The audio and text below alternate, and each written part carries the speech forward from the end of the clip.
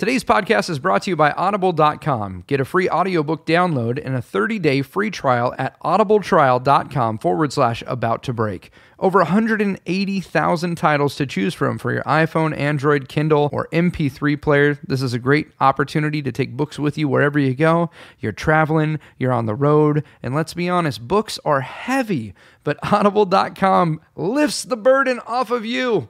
And it allows you to take books with you wherever you go. You can listen to them on the go. To download your free audiobook today, go to audibletrial.com/about-to-break. Again, that's audibletrial.com/about-to-break for your free audiobook. No, I'm not a writer. Okay. Something is about to break.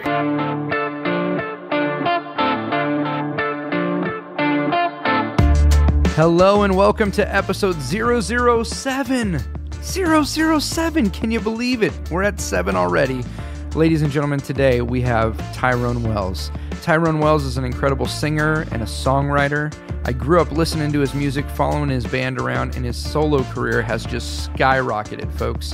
All you got to do, go to iTunes, put in Tyrone Wells, and then sit back, relax, and let your mind be blown by the incredible lyrics and the beautiful art that this guy is creating. I sat down with him at his house just a few days ago, and we talked about life, and we talked about entertainment, and we talked about creating art and creating music, and the journey and the ups and downs, and I could not be happier to be sharing this with you. You guys, you're going to love it. Here it is, my conversation with Tyrone Wells. Hey everybody, welcome to About to Break. I am here with Tyrone Wells, and Tyrone and I go back in kind of a different way. When I was in high school, I would follow your band around, man.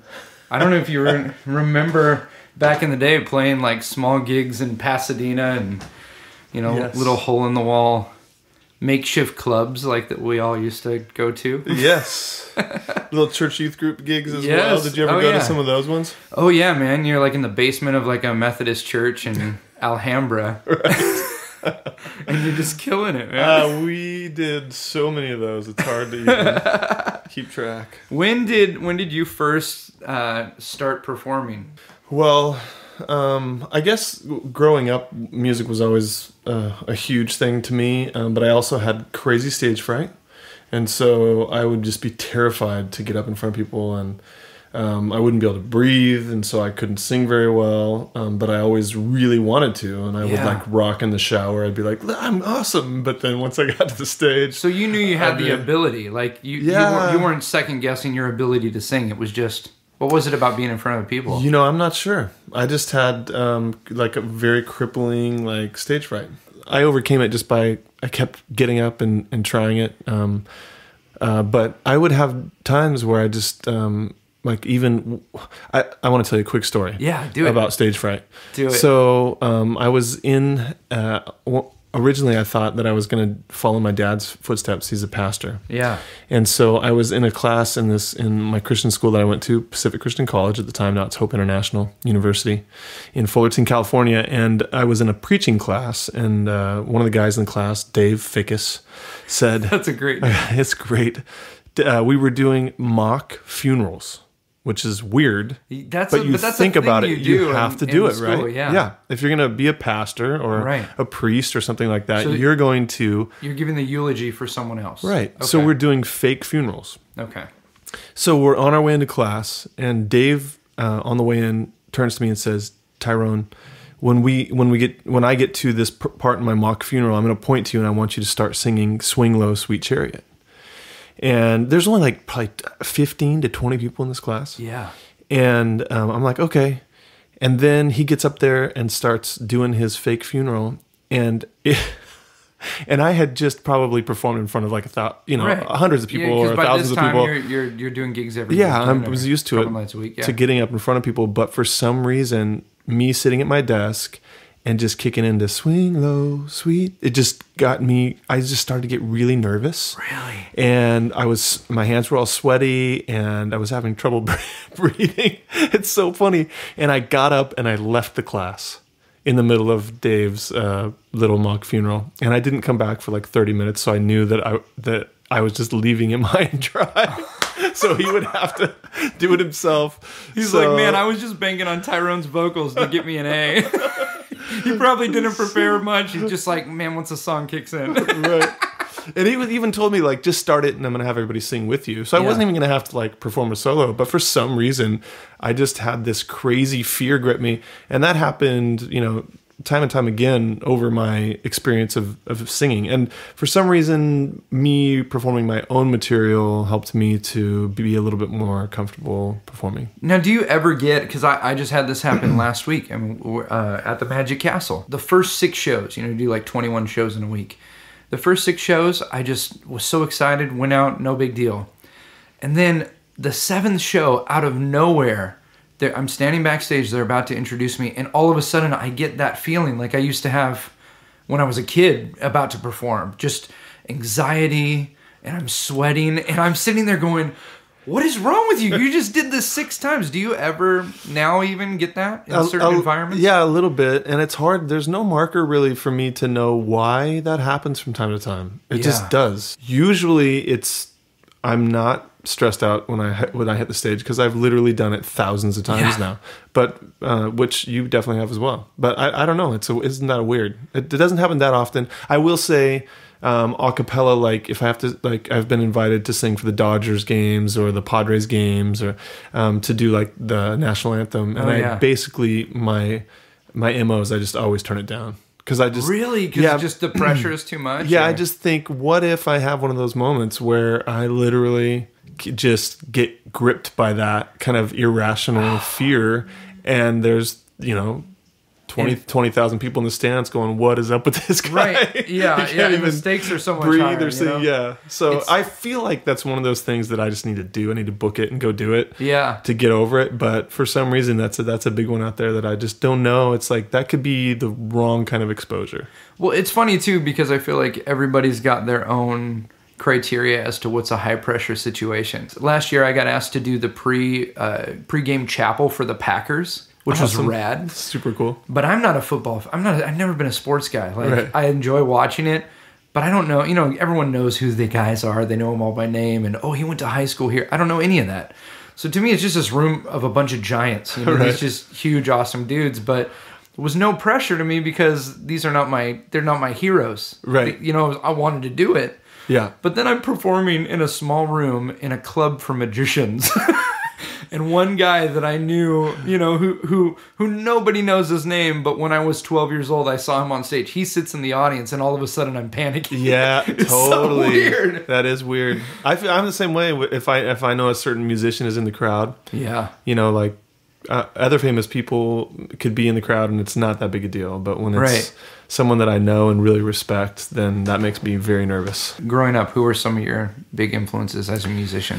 You know, growing up, I mostly was just a singer. I didn't really play any instruments, and I didn't see myself as someone that was going to end up writing songs. So I mostly just was a fan of voices, and I was always drawn to R&B stuff. I loved Stevie Wonder was one of my favorites and still is. I just love what that guy does with his gift. And I grew up listening to a lot of Christian music. Yeah. And so I was unaware of a lot of the great music kind of that was out there. And so I felt like I had a lot of catch up to do. Yeah. In your house, were you allowed to listen to other music? I know we had kind of It was like an unspoken rule. Right.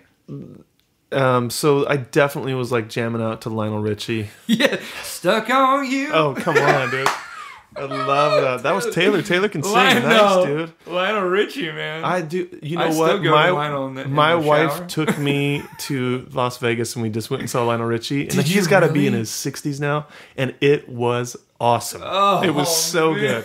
And every song, it was like, this one. Yes. Oh, this one. The guy has so many hits. Once, twice. 3 times. 3 times a lady. He has... Penny Lover. Yeah. Stuck on You. Yes. Got a feeling down deep in my soul. So good. I remember being a kid and watching when MTV first was like getting big, and back then they were playing Lionel Richie. Right. And they had you remember the video for Hello? I don't remember that video. Oh, it's the best. You got to go on YouTube and look up Lionel Richie's Hello. First of all, just a killer song. But the story in the song is in the video at least. This girl is blind. She has no sight. And so she's like feeling his face. Oh, wow. It's very, very. That's actually passionate. really cool. Yeah. And hello, is it me you're looking for? And then she fashions his face out of clay. Whoa. Yeah, and then they fall in love. I saw the dancing on the ceiling video, and what you're describing is way cooler than that, than that one. Come on, Lionel, don't forget. Get back to the roots of hello. Oh my gosh, that song is awesome too. He has so many. I know, it just goes on With and the on. Commodores, there were just tons of great ones. It's always incredible when you see an artist who has a career with a group or a band and then goes and does something solo and just continues to... That show was just so strangely inspiring. Yeah. He was like the king of the ballad. He just had so many great... Anyways. And you guys just went and saw him again. Yeah, my first time. That was your first time seeing him live. Yeah, and we spent some dough too. We're like right up front. I literally was my chest was against the stage. I'm looking up at Lionel Richie. Did you touch his hand? I could have touched his foot. Yeah, he was just so smooth. It was like, this guy has probably done this. Talk about doing something a lot, right? But it takes an artist to be able to, I don't know if it takes practice or it just takes continued passion. Because we've seen those guys who have done it for 100 years, and they just look like they're phoning it in. Mm-hmm. So to see someone like Lionel who has performed, I mean, as many times as we've brushed our teeth, right? And he gets out there and just still kills it. He does kill it. So does Mick Jagger. I saw the Stones, and did you really? That guy is like a wind-up bunny. He's just running all over the stage. It's amazing. So I want to go back to when I think I was in high school and you were just in college. You're with a band called Sky Park. Yeah. And give us a shout out to Sky Park. But back then, this was before, because I remember when you switched from just being a frontman to playing guitar. Yeah. And you were learning guitar, so you'd like play on one song. Right. But a lot of guys, they kind of do the opposite. They start with an instrument, and then it's hard for them to perform without that instrument. It's like a security thing. Mm-hmm. Do you think that was an advantage for you to like start off as a frontman and then now be able to kind of go back and forth? I just feel like even when you're playing guitar, there's a different intensity because you don't need it. Yeah, I guess I haven't thought about that. That's interesting. I've thought about it a lot. I mean, for me, it was always like, man, I wish I learned how to play guitar a long time ago, because I feel like I'm still very simple in my guitar abilities. But any songwriter can tell you, if you can play a couple chords, you can write a great song. And so, I haven't really taken my guitar abilities much past the first year I started playing, because when I sit down to try to practice guitar, I just start writing songs. That's like what I always do. So I don't know. I mean, I think in some ways it has freed me up to like, I don't need an instrument, and I feel comfortable kind of jumping around the stage or doing whatever, because I did for the first several years of my career as an artist. That's what I did. I think the air just came on, so that's okay. You hear that. So was that the intention when you started playing guitar? Was it because I want to play guitar on stage when I'm singing, or was it because I want to be able, as I'm writing music, to put music to melody? Or it was more I want to be able to accompany myself and not always have to rely on other people if I want to just hop up and sing a song. That's great. So that was was thinking like, I would love to be able to just pop into a coffee shop and play. Yeah. And then I ended up doing that for years. Yeah. In Fullerton. Yeah, that's where I cut my teeth, like learning how to be a solo act and do my own thing. Katie and I just went, maybe a year ago, we went to at the winery at Sunstone. That's right. Are you going to do that again sometime? Yeah. So here's the deal. I've done that probably it's probably coming up on 6 to 8 times now. Yeah. And what he's describing is at this winery called the Sunstone. It's in just outside of Santa Barbara, and I play in this little cave, and it's cool. Unplugged. We sell 100 tickets only, and it's a cool, like, we all eat together, and we do these wine tastings, and and the show is unplugged in a cave, and it's one of my all-time favorite gigs. The issue with it is Sunstone is becoming such a hot winery, right? Yeah. That they do all kinds of huge corporate events, huge weddings. They have a chateau, yeah. And so just it's hard to schedule with them, because on a night where we do my show, they'll make some money, but they can make tens of thousands of dollars doing corporate things. It was such a fun experience. I mean, having seen you start your career in like a small venue and then, you know, go to stuff like the Key Club and then continue to do these larger events. And then to get back to just 100 people in a room experiencing music together. It was really rad to just be there and be a part of that. And I think it's such a cool deal, man. That's awesome, man. Yeah. Thank you for coming out to that. I hope that continues. We're looking at other locations. You were in this band for a long time. And then at some point you said, I'm going to be a solo artist, or I'm going to make a solo album. What was the transition like for you, being someone who worked in a band and performed together, to say I'm gonna put out some stuff that's my own? Yeah, that was that time in my life was the hardest. Up till that point was the hardest thing I'd ever dealt with, was trying to like leave a band of brothers basically say I want to do something else. And there were a lot of different things that led me to make that decision, but I would just say, well, those guys, I love them to death, but still some of my best friends. Yeah. And that was like it felt like a divorce, and it was very hard, and it was messy, and but I mean, I think ultimately it was just, I didn't feel like it was the best. The music we were making was not the best version of what I could do as an artist. And I just felt like musically it just wasn't my true center. Yeah. You know what I mean? And so, and I didn't know what it was. I just had a sense, like, I think that I could keep doing that, but I really want to explore Tyrone Wells. What would he do if he were to sit down and just create by himself? And so that's what I started doing. And that's both exciting and scary. Oh, yeah. The first time I played a show by myself, I was terrified. And it went all right. I remember just thinking, like, okay, yeah, I could do this, like, after it. And it was at a little coffee shop in Brea, California. And then I ended up booking a Thursday night weekly residency that was free. And I would have a couple songwriters join me and play before me or after me.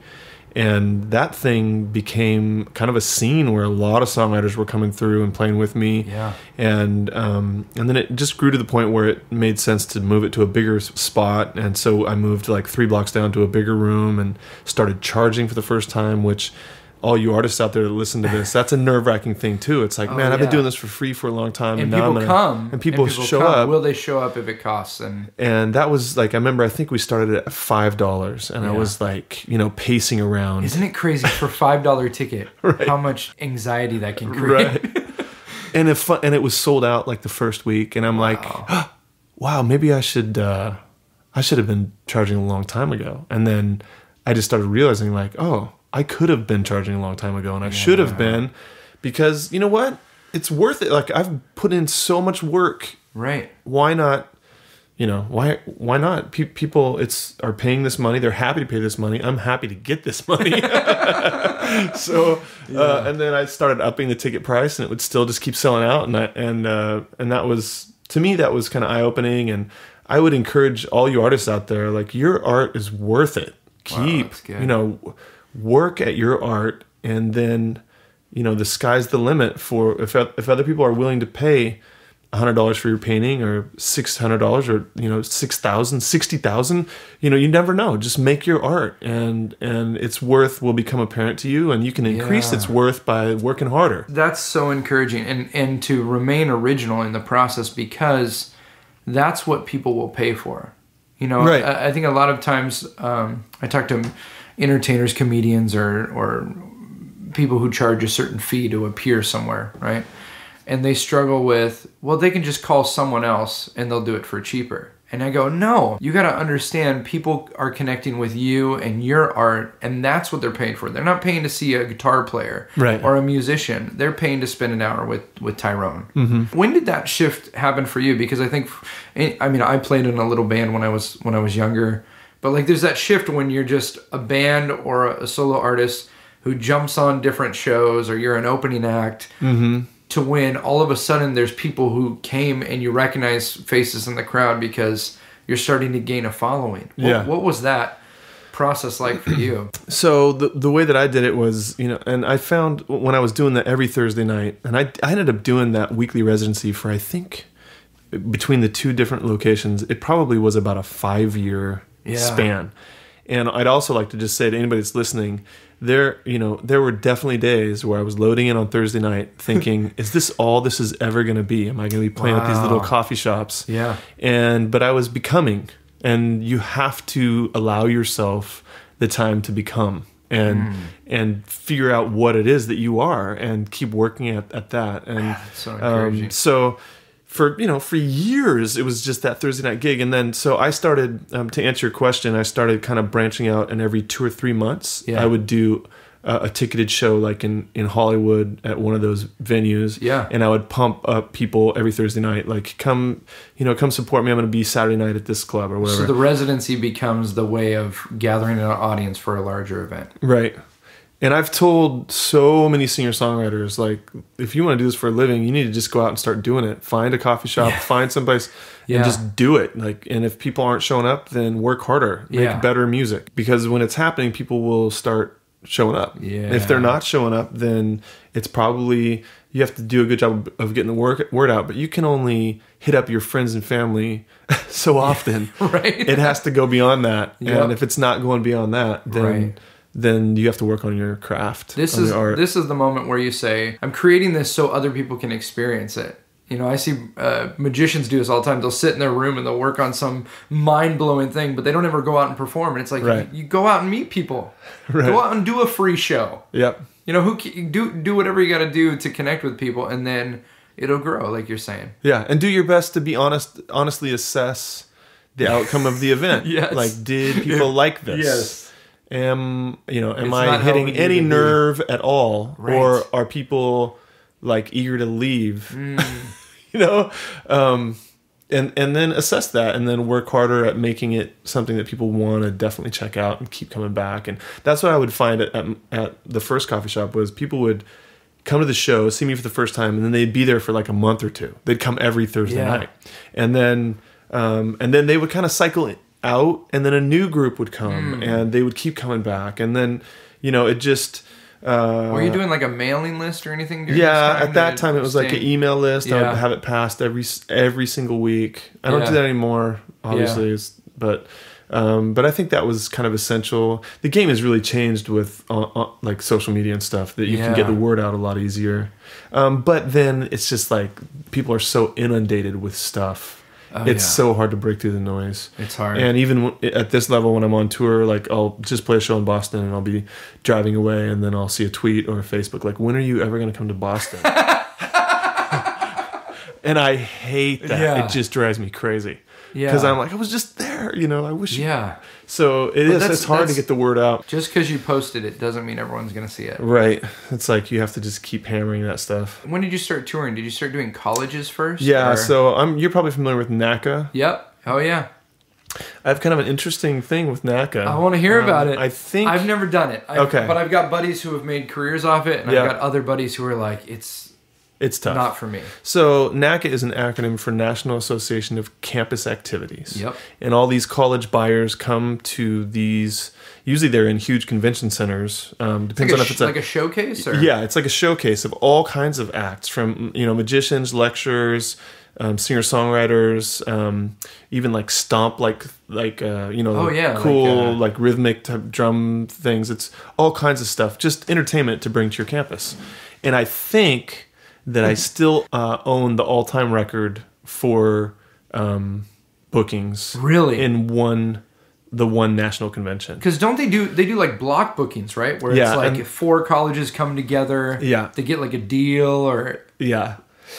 It's funny because it's like not, if you're not a part of NACA, it's not, you hear that, it's like whatever. But like Simon and Garfunkel did NACA, like huge acts that in the beginning, that's where they started. Yeah. And I just had like a 15-minute showcase. This was in the Boston Convention Center, and everything just, I don't know what it was about that set, but there was 2 or 3 other things that happened. I was right in the middle of this one set. My price was really cheap. Yeah. So that helped. And was this the first time you'd done? Well, I did one other, because they do regional NACA events, and then they do the nationwide one. And this was a nationwide one at the Boston Convention Center. And okay. There were schools from all over the nation represented there. And I got 150 offers for shows.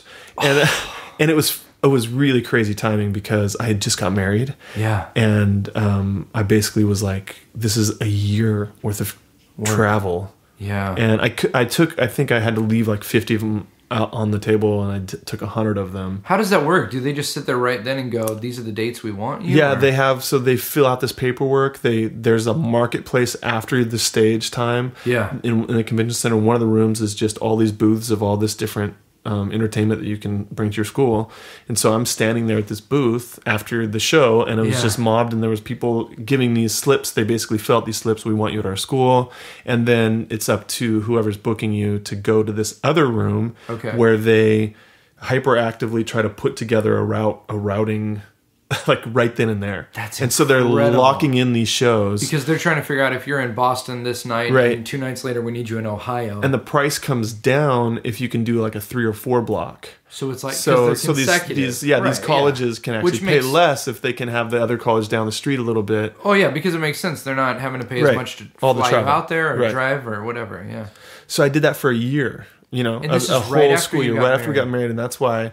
It was really hard. And artists out there, in any relationship, you understand the kind of sacrifice that your significant other has to make for your art. Right. Oh, yeah. And it's like, for me to call my wife and be like, by the way, for the next year, I just had a showcase, and we're going to travel for the next year. Totally unlike what she was thinking. Good news and bad news. We've got work. Yeah. It's steady. Work. But by steady, we're going to be on the road. All the time. Yeah, and it was that was a rough season, and my wife, God bless her, was awesome and as supportive as she could be. She's such a talented person herself, to think of just crawling in the Volvo and just like be my wing woman for a year. So good that you guys did it together though. I mean, as hard as that probably was. Yeah, it was good that she was with me. Where are you guys going on your honeymoon? Everywhere. Katie, when I first started when I went full time, and I was like, oh, I'm going to travel more. Right. She's picturing New York and, France. And it's like, how about Hordeville, Nebraska? Right. You want to go to Hordeville, Nebraska and perform at a college? Is, yeah. Yes. Yep. That's the way it was, man. Yeah. Oof. And we're figuring out how to be married. Right. And we have one other guy on the road with me, my longtime drummer turned manager now, Mark Capello. Yeah. And so, there was this dynamic of me and my wife trying to figure out how do we get together.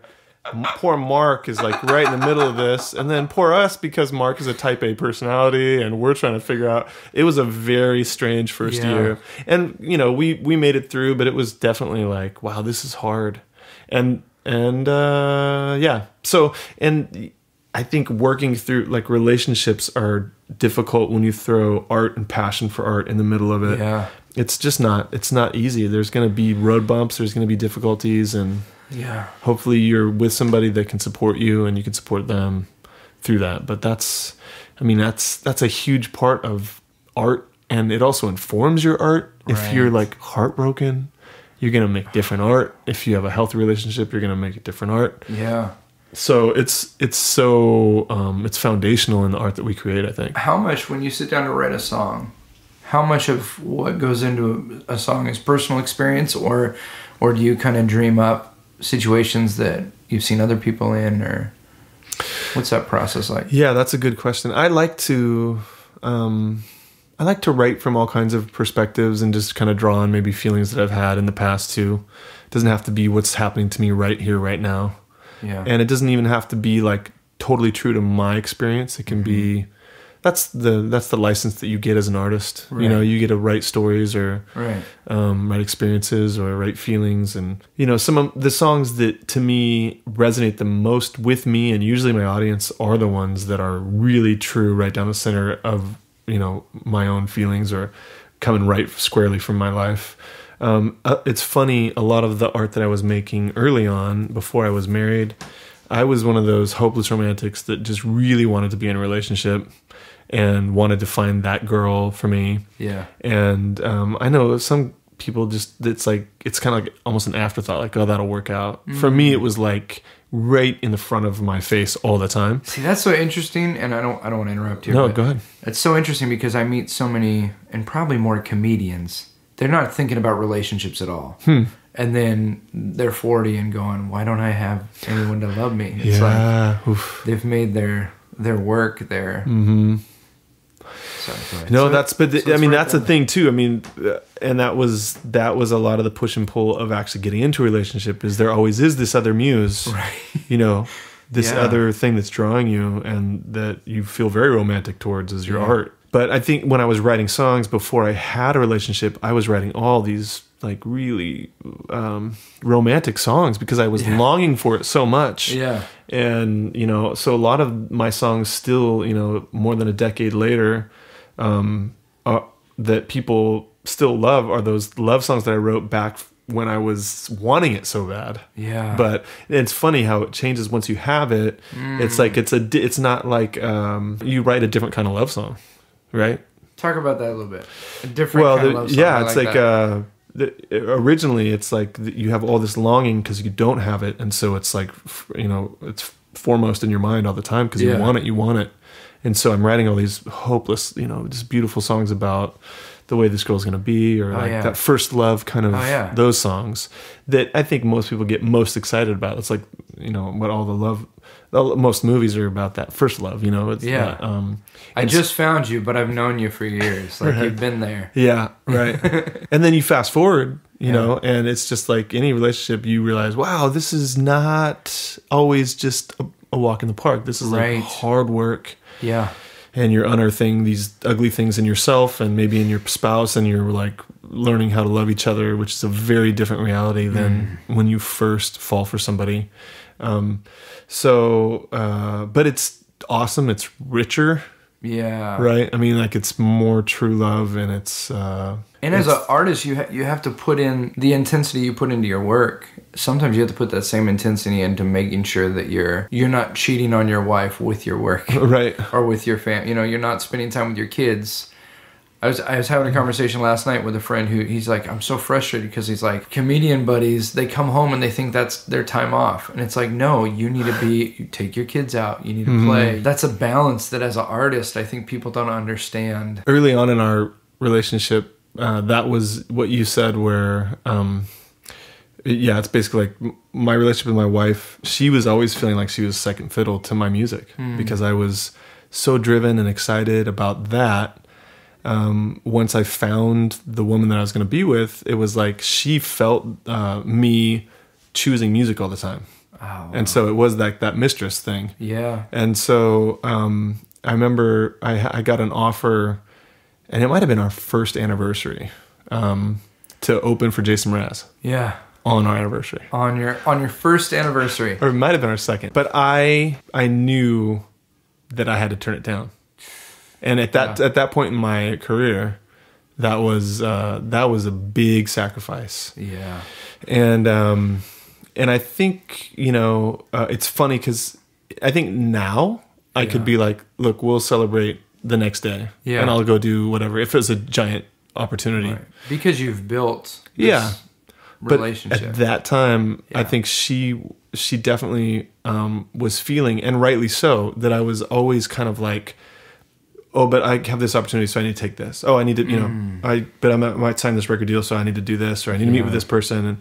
And it was always like that. And I think I didn't want to be what you just described, where I'm 40s or 50s and thinking like, oh, I wish I had a relationship. Yeah. To me, that was more important. And I think, you know, I could speak to artists out there, like those relationships are, you know, so important, and what matters more than your art. Right. And it always will. Right. And it's hard to find that balance, but there's a lot of brilliant, you know, genius artists that are miserable because they've never learned how to prioritize relationships. Oh, that's so important. One of the biggest lessons I've learned when it comes to relationship with my wife or with my kids is that with your work, there's always non-negotiables, right? If you book a gig in Seattle, non-negotiable. Friday, you're getting on a plane, you're going to Seattle. Right. Which is fine as long as your time with them becomes non-negotiable. So when I tell my daughters we're going to go out to the park, I need to not be checking my email or responding about a call I got on a lead or something. So that's a big thing for me, is just like, okay, the work can be non-negotiable as long as when I'm on a date with my wife, I'm not working. Yeah. That's really good, Taylor. I mean, It's that's hard. That's It is so hard. especially when you do what we do, and you're like always like, maybe if I look at my email, I'm gonna have another gig offer, or I placed a song on a TV or a film or something. Yeah. So that's always pulling me really hard, and we work at that reality. Yeah. I do, and I fail a lot too. Well, it's as an artist, it's funny. I think a lot of people think you get to a certain level and all of a sudden you're set, but it's never. I mean, I know guys who you would think will never need money again in their life, but the truth is every artist needs another gig. How do you wrestle with that? It's like you put out the album, it's great, it gets a huge response. You got to put out another album, Right? Yeah. I remember reading this one article about Bono and how he's playing, they play stadiums. Yeah. But he would still be pacing backstage, like worried that no one was going to show up. Isn't that weird? Or I read an article about Radiohead, and the guitarist was just like losing sleep and really paranoid that no one was going to like their record that was coming out. Isn't that great? Yeah. And it's Radiohead. Yeah, it's Radiohead. And who cares what they do? It's Radiohead. Well, Jay Leno, when he did the Tonight Show for 17 years. Yeah. And to this day has he's cashed them, but he hasn't spent one dime that he made on the Tonight Show. Because he would still do stand-up 4 or 5 nights a week. So he'd film the show, he'd get on a plane, he'd go to, New Mexico, do a club, and that was the money he lived off. And when people ask him, why didn't you spend any of that money? I mean, millions and millions of dollars. He said that he spent so many years on the road not knowing if he was going to have enough money, that he's like, I know it's ridiculous. I know I have more money than anyone can need, but I can't get out of me that starving artist mentality. Wow. So he's still like, all of his cars, all that stuff, that's from road work. That's from doing corporate gigs. That's awesome. That's really cool. He's got all the Tonight Show money just sitting in an account. As an artist, you always need another gig. Right. This is one thing I wanted to talk to you, because having an audience really helps with that. It's different from when you're performing. I mean, like a wedding band. Right. They don't have an audience. Mm-hmm. And this is where I'm at as a performer. I don't have an audience that comes to see my show. Most of my work is corporate. Right. So I'm like the surprise, but no one came to see the act. So it's one of those things, if I'm always, as an event entertainer, I'm always needing someone else to call me to hire me to work for them. Right. So what would you say to artists who are like trying to get from a point of being a great band who maybe jumps on someone else's shows to trying to develop an audience for themselves? Yeah, I mean, you did it through colleges. Yeah, colleges, coffee shop gigs. I think music is unique in that, obviously, people can take a piece of you home and just keep reliving what you do. I like that, and if you're not, I feel like the most important thing as a songwriter is always going to be, this is so basic, but people miss it. Do it. The song.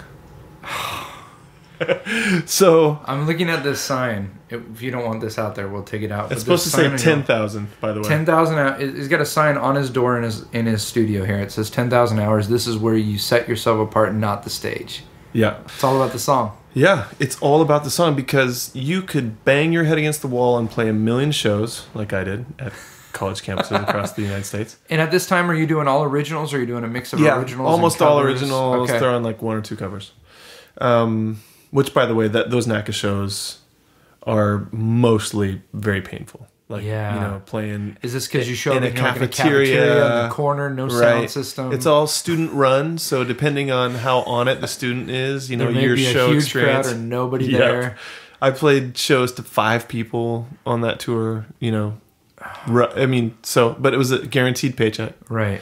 So not knocking NACA, I think it's pretty cool. I think comedians and magicians probably do better, because people are like, oh, I could take in some magic, or I could go laugh. But when it's music, it's like, I don't know what that music is. It's it's harder if you don't already have a fan base to draw a crowd.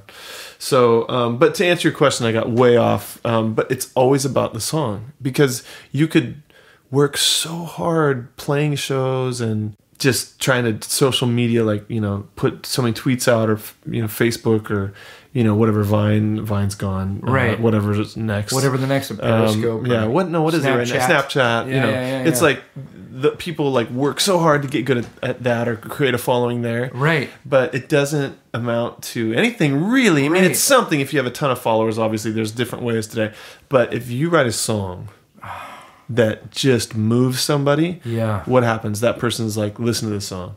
Yeah. It's like if you are having a tough time drawing a crowd, you need to go write more songs. And you need to, and if you're still having a tough time, so, and I'm not saying this as a guy that's like, and my songs are amazing. Because I write a lot of bad songs. Yeah. And when you write an album, it's got 10 songs on it. Yeah. How many songs were written for that album? Usually 60 to 100. Holy crap. And then you pare it down, right? Yeah. And that's how I do it. And that's how a lot of people do it that are serious. Yeah. Because you have to write a lot of bad songs to get to the good stuff. Yeah. What's a song that's done that for you, where you've put the song out there and the song opened doors? The first song that I collaborated on, the first true co-write that I ever had, was a song called Sea Breeze. Yeah. And that song has gone way beyond me and accomplished so much for me in my career, which I could also just speak to anybody that's a songwriter. Collaboration is very good. Yeah. You have to spend time alone, but but it's also so good for you to get with other writers and just do the hard work of being vulnerable and being open to somebody else's ideas. Yeah. And you think that keeps a lot of people from doing it? Is just because some people are so sure about their direction. Yeah. That's cool. They like I have a friend, Andrew Bell, love his music. That's Belle. To me, he's like one of the best songwriters. And he does collaborate from time to time, but mostly the music that comes out of him when he's by himself is best. Okay. And he knows that about himself. Yeah. I can say when I look at like my songs and even my sales, it's really kind of split. Like I have some songs that are collaborations that have done very well, and then I have some that are solo writes. I wrote them all by myself. But you find that, it's a great way to kind of get past, maybe if you have a writer's block, or when you're writing with somebody else, they're just going to have a totally different perspective. And usually if two people think a song is really good, that's better than just one thinking it's really good. You have better odds. Right? Have you ever put something together? I know I do this all the time. You put something together you think is so good, and then you share it with your wife or someone else, and they're like, "That's okay." No, I only experience that all the time. Yeah, that is the experience that is my most familiar experience. I loved it when Lionel Richie wrote that song 20 years ago. Yeah, it's hilarious because I've written so many songs where I'm like, I've done it now. Like I slayed this song. People are gonna weep. Yes. Or people are gonna amongst you that you may touch me. And then it's just like total crickets, or like no, people are just like, this doesn't. Isn't that weird? How sometimes the thing that speaks to you as an artist isn't the thing that the audience connects with, and then something else that you're like, whatever, it's a filler, becomes this thing. Exactly. Isn't that interesting? It is so weird, and that's the wonderful weird thing about art. Like I hear Sting say that when he wrote Every Breath You Take or whatever, he's like, I knew it was a smash. He knew. Yeah. I've never experienced that. I think most people don't. You have no idea. Yeah. And I was talking to Avery Littman, who's like the co-president of Universal Republic, who I did a couple records with, Universal, and he was just saying, we have no idea. He's like. He's like, look, they're like, this is like the guys that run the music industry. They're like, we have no idea. They do this all day, every day. Like we sign stuff, and even our whole staff will be like, this is the one that's going to go to the moon, and they'll think that this is the chosen one, and then it'll be this other thing that somehow just ignites. They have certain markers that they can look at, but you just really don't know. And that's another thing. Like, and I struggle with this sometimes because I'm an artist that's done several major label records. I've never had a giant hit. I haven't even had a nominal, really a hit song, you know? And it's funny because I know people that have opened for me now that are drawing giant crowds and selling, you know, almost probably millions of records. Yeah. I guess now in today's landscape that doesn't happen as much, but they're selling like crazy, like hotcakes. Yeah. And they were looking at me at one point like, man, if I could only get to where Tyrone is. And now I'm looking at them like, wow, how did they, you know, bridge the gap to become like a total pop culture smash? And the funny thing is I'm realizing now, I have a family, I've got 2 little girls. Yeah. That and I'm being honest. Yeah. I don't know if I want that. Isn't that weird? Because I just know Yes, I know what it costs people. Right. I've been there where I've signed the big deal. I've had to do all these radio shows without having a hit. Yeah. I've had to do the hard work. I've had to do the touring. And the people that I know that have gone through this, Yeah. it's like they are exhausted. Right. They're usually the people that we look at as like, oh, they've got it all. They're living the life. It's not what it cracks up to. No, yeah, they're usually like very disenchanted and thinking like, I thought I wanted this and I'm still unhappy. You know, or I thought this would make me happy is kind of the thing. And so I would say to all you artists out there, relax. So good, man. And I think I heard this from somebody that I just love. His name's Rob Bell. Yeah. So good. But he was talking to the girl that I think Elizabeth Gilbert, who wrote Eat, Pray, Love. Yep. And she was talking about how the joy is in the making. It's, you know, you have all this expectation of how people are going to receive your art. Right. And so you put all of your eggs in that basket and forget that the joy is always in the making. It's in the like creation.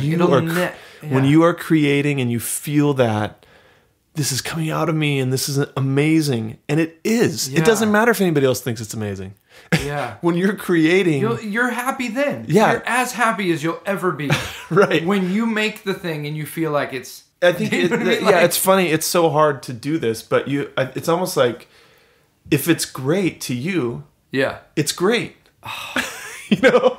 And I think that's what's so hard to actually wrap your head and heart around, because we are, you know, at our core, everyone's a little bit insecure and we need the pat on the back. Yeah. That's an artist's. There's this challenge of you create it because it's your passion and you create it because it's in you and you got to get it out.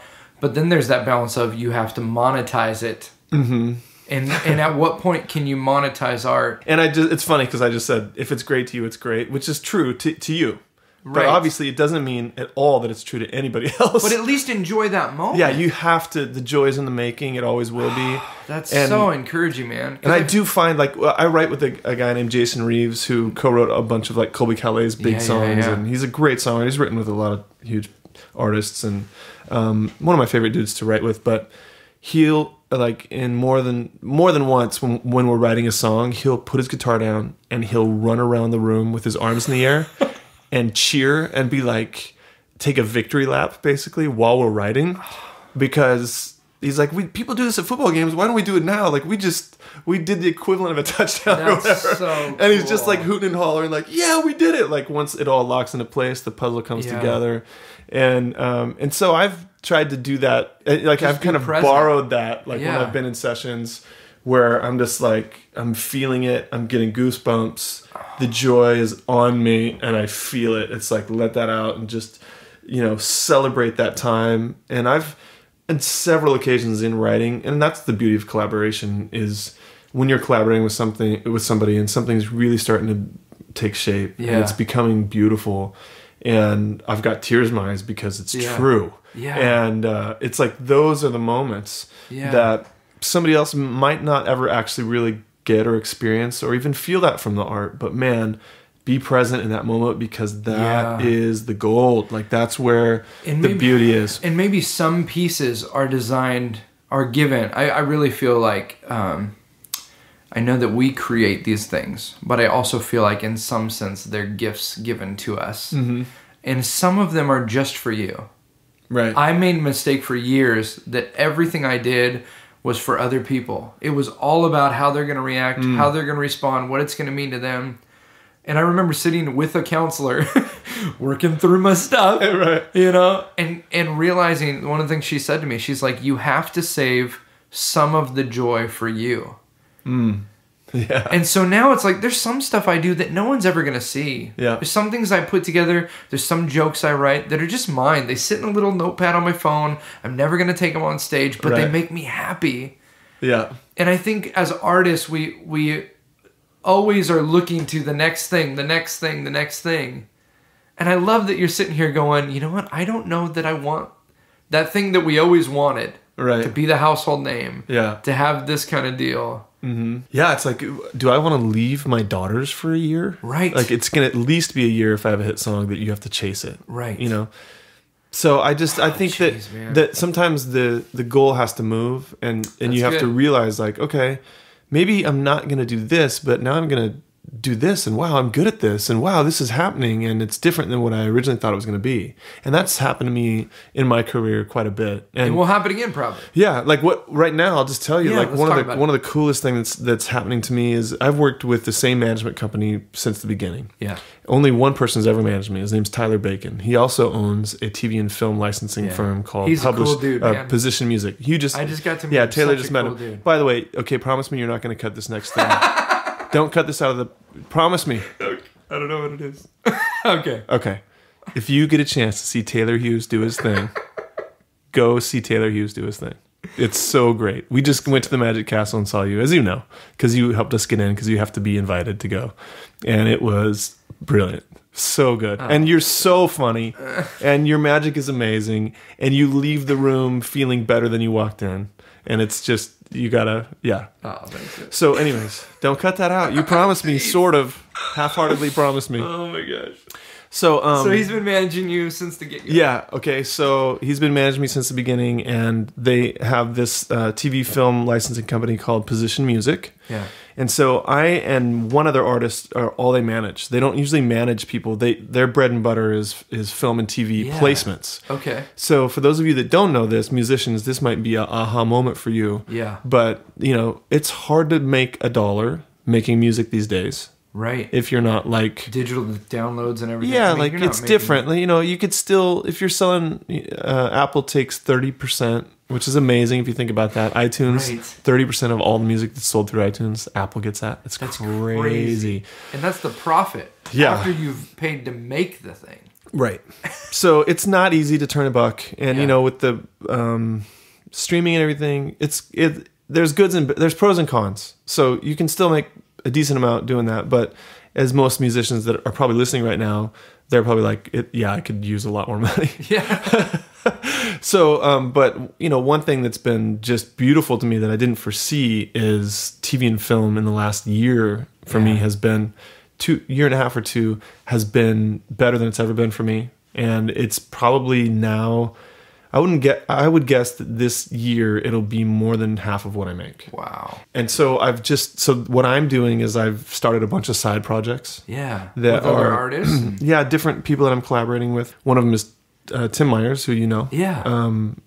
Great songwriter. Another cool dude, man. Was in the original One Republic Yep. and like co-wrote Stop and Stare and a lot of great songs. Incredible songwriter. But I'm forming these side projects that are making music, which is thrilling to me because like I said, the joy is in the making. And so whether or not it becomes like anything really, the making is always joyful. Yep. And then this team at Position is placing the stuff in TV and film. And there's a couple projects that I'm a part of. One's called Royal Deluxe. Yeah. That like the last Magnificent Seven trailer used us. I was watching the trailer and I'm like, that's Tyrone. So and I love it. That's just it's BMW China has used it. Like wow. UFC has used it. NFL has used this music, and it's really amazing that and a lot of those things have good budgets, and so it's not a record deal, but it's almost better than a record deal because you're not locked into it, and they're using these songs, they're paying you to use the songs. And so I kind of had a little bit of an epiphany, like, look, what I love to do more than anything is create. Yeah. So I'm just going to get after this. I have probably 4 side projects going right now. Wow. And three of them are kind of like rock and roll, like swagger, like just feel good stuff that's great for trailers and TV and film. It's fun to make. It's a blast to make. And I'm saying stuff like I would never actually say. You get to play a character. Yeah, I play this, like the choruses are like, I'm gonna do my thing. You know, so badass, just like kind of badass and like no humility at all, and that's exactly what they're looking for out there. So, or there's one that's like, what the Seahawks just used one, and the whole chorus is like, what you gonna do? I'm gonna rock you. What you gonna do? I'm gonna rock you. And the background vocals, what you gonna do? And then I'm singing, I'm gonna rock you. I'll have you begging for mercy, begging for mercy. Oh, dude, so awesome. It's like stuff that I wouldn't typically wouldn't say, but I get to play a character, and this music has just been really well received, and it's a blast. And and then I have another that's like a Simon and Garfunkel type vibe. Oh, that's right. Do you know who Micah Dahlberg is? I don't know Micah. Anyways, he like reminds me of James Taylor when he sits down and plays. It's just beautiful. And so he and I are working on something. But I think realizing that art is not a marriage. That's good. I feel like when I was beginning, it was like this band or nothing. This is my band and this is my wife. Yeah. I would see it as I have to be true to this. Yeah. This is it. We're the Beatles. Yeah. And then you realize lasted 7 years. Oh my gosh, that's crazy to think about. Yeah. Wow. But then you realize, but I could do that, and I could do that, and I could do that, and I could do this, and I don't have to just do this. Yeah. And so for me, that was a cool epiphany, and also like, oh wow, there's a lot to be made. There's a lot to gain by kind of branching out and doing different stuff. And I think that's as a songwriter too, it feeds my soul. Like I'm not always like trying to unearth like the truest truth I could ever, And instead, I can just say stuff like "I'm gonna rock you," and it's a blast. That's so cool. So it's a fun kind of. It's just an outlet as an artist. I would encourage anybody out there that's listening that makes is really focused on one type of art. Like let yourself go a little bit, do something else. Yeah, it's good. It'll help the thing that you're trying so hard to make all the time. Yes, it'll actually help. It does. Yes, make it so better. Good. Well, and you can't. It's almost like you have 2 children. Yeah, this is gonna sound so weird, maybe. Go for it. So I have 2 little girls. Yeah. When we had our first daughter, we were losing our mind because your whole life is just focused on keeping this little person alive and making sure they're cared for. But then you have a second kid, and without intentionally doing it, it's not that you aren't loving them or caring for them anymore, but you can't just stress out 24/7 about your first kid because now you have to put attention on your other kid. Right.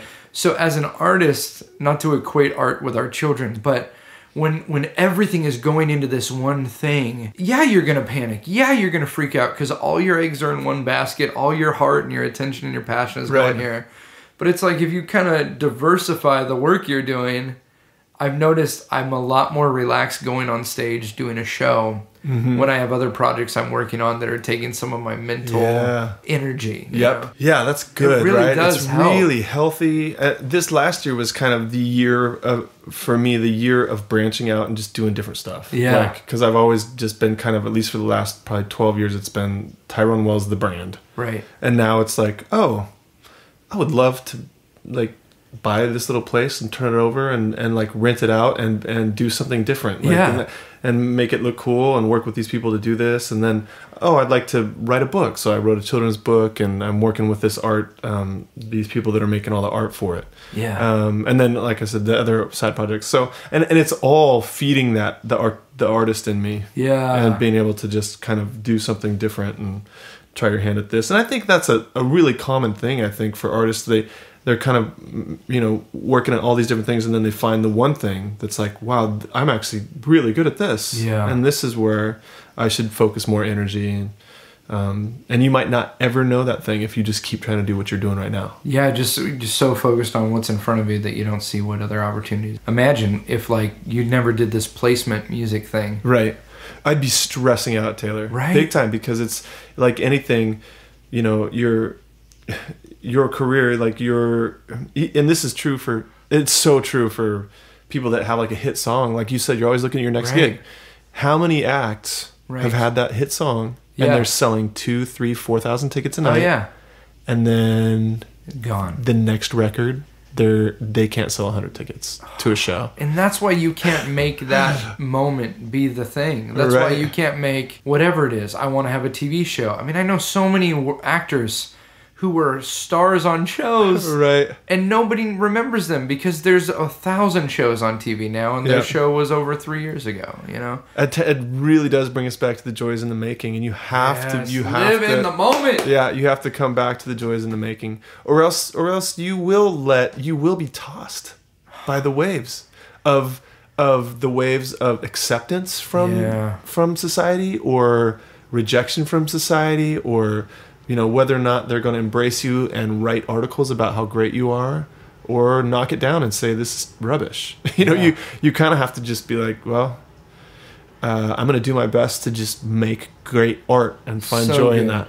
I mean, if you had to go back now and you're talking to a 20-year-old Tyrone, not that you would change anything about your life now, but I'm saying, like, what would you say to yourself or someone else who's in the position you were in to encourage them or to keep them from making some maybe choices you wish you didn't make when it comes to One is be careful who you work with, or really trust. And it's not because I've been burned, it's because I haven't been burned, but I've seen so many other people get burned. Oh.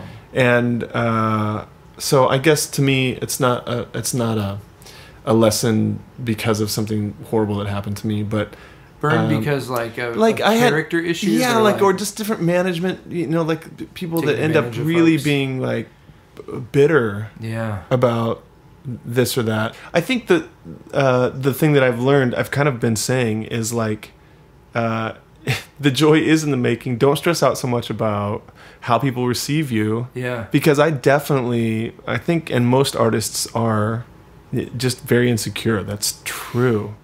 About it's kind of maybe what made you an artist. Because, and it's funny even looking back at my reality, like I had 4 sisters. I was the baby. I got a lot of attention. I'm the pastor's kid. So I have this community around me. I'm the baby. I'm the son. And the golden boy. I'm getting like a lot of affirmation and pats on the back from my older sisters. I'm getting attention from the church because I'm the pastor's kid. Right. And you have a talent that is, it kind of makes sense that I went to what I did. I was like, I want to go someplace where, and this is embarrassing to me to even say, but I want to go someplace where I get up and every night people like clap for me. It's embarrassing to own that. But I think it's because of where I came from. Like and that's why you see a lot of younger children that are, I don't know, there's just some truth to birth order, and like a lot of times the youngest is the performer because they're also trying to get everyone's attention because they may be overlooked or whatever it is. And so I think that might have informed my trajectory of like, I'm going to seek after this, and then to realize later, like, oh, that doesn't mean very much. Yeah. Like I can't seek the approval from mankind all the time, right? Because that will be empty and it will dry up. It will ebb and flow, and that brings us back to the joys in the making. That is so encouraging. The joys in the making, because it's always. Thanks, Elizabeth Gilbert. Thank you, Elizabeth Gilbert. Seriously, that was so. When she said that, I was having a moment, like listening to that podcast. Whew, and I hope that people are having that moment now. Yeah. Like, just I mean it. The joys the joys in the making, and all you creative people out there, listen. The joy is in the making. Yes. I've just how many times have I said that? But it's just that maybe that's what I would probably tell myself. Like, just enjoy the making, because you will get depressed sometimes. You will like feel like no one cares. I do feel that joy when I'm making, more than when I'm on the stage. I feel like a kid in a playground running around, just having a blast when all the pieces are coming together in a write, and I'm writing something that I feel like, oh, I'm communicating something important. And then, like we said, it might be that it's not and no one cares. But I sure thought I was accomplishing something, especially in that moment. And I was brought to tears when I was writing it. And that was awesome. Keep going back to there's a comedian who very creative, very wildly creative guy named Bo Burnham. Okay. And he just put out a special, and one of the lines, he does this song in his special, and one of the lines is, he says, laugh at this kid on stage as he attempts to give you what he cannot give himself. And it just hit me hard because I think so many artists don't do what you're saying. The joy is in the making, and before you try to get anyone else to enjoy it, just live in that moment yourself and let it be for you what you're desperately trying to get other people to feel. Right. Don't miss it yourself, because that's when you end up just empty and grumpy and an old bitter performer who was always hoping to be somewhere other than where they were at. Yeah, man. Something that I am always thinking about is that success needs to be kind of redefined for yourself, because you look at, I think it hit me once I was walking through a Walmart. Was it a Walmart? Probably. Not that I go to Walmart all the time, but I think it was a Walmart or a Target. Don't we all? Like, I'm dressed really nice. But so I was in the music department. Does Walmart have a music department? They do. They're like one of the few, right? Yes. Maybe it's a Walmart or a Target. They get Who knows? Anyways, I was in the music department, and it was Michael Jackson next to Whitney Houston. Oh, jeez. And they're smiling from the rack. Yeah. At me, and one of them, but they were both dead and gone at the time that I saw it. But I thought, oh, these people at the end of their lives, as far as I can tell, they were miserable and very sad characters. And they were as famous as it gets. You know, like they were the definition of success, right? Like that is success. That's what you aim for. And I just remember it kind of washing over me, like, wow, like I kind of wanted what I think I perceived that they had, but they were miserable. And you can think of, it's good to remember how many people actually achieve all that success and are miserable. Yeah. Like, you know, you think of your Kurt Cobains, you think of, you know, the guy from Stone Temple Pilots, Scott Weiland, you think of stories about people that are still alive right now that I'm not even going to name, but at least to hear other people tell it, these are miserable human beings, and they're successful. And they were able to give to us. I mean, that's that thing of like giving to someone else what you can't give yourself. Like, what does it matter if as an artist you redefine your industry, or you make a film that people weep over, or you create a song that touches the world, if you don't ever come to grips personally? Yeah. I've seen a number of times there's a song that you end some of your shows with. Yeah. Do you still do that? Yeah. Can you talk about that song a little bit? Yeah. It's called When All Is Said and Done. And I wrote it when I was thinking about my own mortality. It happened on an airplane. I wrote most of it on an airplane. Really? Yeah, I just was thinking about when it's all over, like, it's not going to be about kind of what we're talking about. It's not going to be about fame. It's not going to be about fortune. I think when it's over, when we're at the end of our lives, I think we're going to be concerned about our relationships, which we talked about earlier. Yeah. And whether or not we're at peace with the people that we love in our relationships, and whether or not we're ready to meet God. That's what I believe. Yeah. I think those are the things that are going to haunt us. It's not going to be about finances, you know, it's going to be about the people in our lives and what's next. Yeah. So that song just kind of came out of me, and I usually say something along those lines but at the end of my show. Yeah. And then play When All Is Said and Done. And that's, to me, that's probably the most meaningful, kind of impactful time in my show. Yeah. And I step off the mic and sing into the room, typically, if the room is small enough for me to do that. Even some big rooms I've done it, and it's really neat. But it's a kind of a very vulnerable, just singing my guts out at the end. Yeah. And that's one of those songs that I'll probably play till I die. Yeah. because it moves people, and it's just true. Yeah. It's whenever you, as an artist, we're all aiming for the truth. And so when you say something that's really true and it resonates, you sense it. And you're like, okay, need to go back to that well. I need to keep saying that. And so there are songs that I will always kind of come back to and keep performing, and that's one of those ones. And I love to end the show that way. And there are people that have seen me, 10 to 15 times, and if I don't play that song at the end, I'll literally get an email or I'll see something on social media. It's like, I'm still trying to get over the fact that you didn't end with When All Said and Done. Where can people hear that song? Is that it's funny is I still want live? I think their best version is going to be live, for sure. And I do tour the US, usually at least once a year, but there are a couple recorded versions. The live version is on a record called Live at McLean's, Close Live at McLean's, which is that coffee shop gig that I played for years. We did a night where we did a DVD, and then I made a record out of it, and also a record called Snapshot, which was my very first kind of. And I think your sister may have even sang on some of that. My sister record. sang on that. Yeah, Taylor's sister Sarah is an amazing singer. This has been so encouraging for me. Oh, good. I'm so glad. I mean, I'm grateful that other people are hearing it, but I just appreciate your heart, man. And for someone who has created so much wonderful art, I'm so grateful that you would take the time today to share your heart and let me talk with you about these things, man. Taylor, it's so good. It's seriously an honor, and I get a lot out of stuff like this myself. So I'll be listening to your podcast. That's right. Where can people get a hold of you? Or I will probably be touring in 2018, but 2017 I think is going to be a little bit more about rest and creation. So that sounds beautiful. Yeah, the joy in the making. Yeah, seriously, that'll be my mantra for this year. That's rad, man.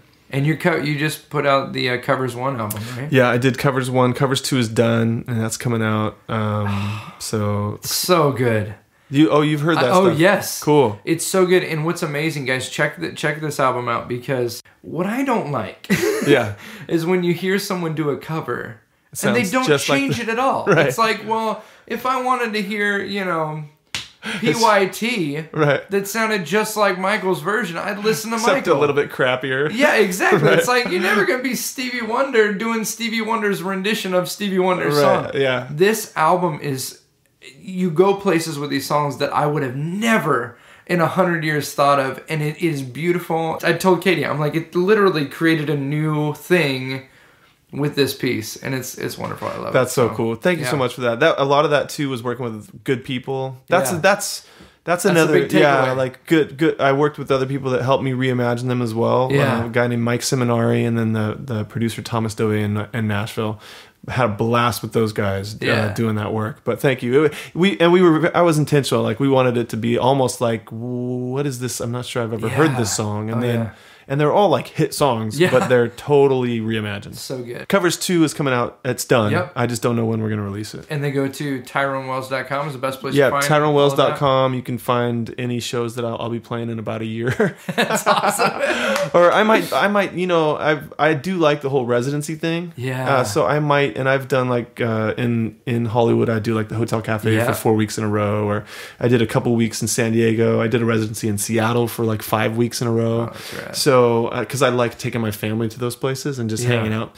So I think I might be doing some more residencies this year, but I probably won't be doing like a proper tour. We'll eventually do some About to Break live shows, and I'm going to have to finagle a way to get you to do it. I would love that. I think that'd be a blast. So cool. But you have to do you'd be doing some magic, right? Yeah. Thank you, dude. Yeah, dude. So awesome. Appreciate it. Good to be here. Guys, go check out TyroneWells.com. Get all his music on iTunes, and then send 30% more through TyroneWells.com, since iTunes is taking it all.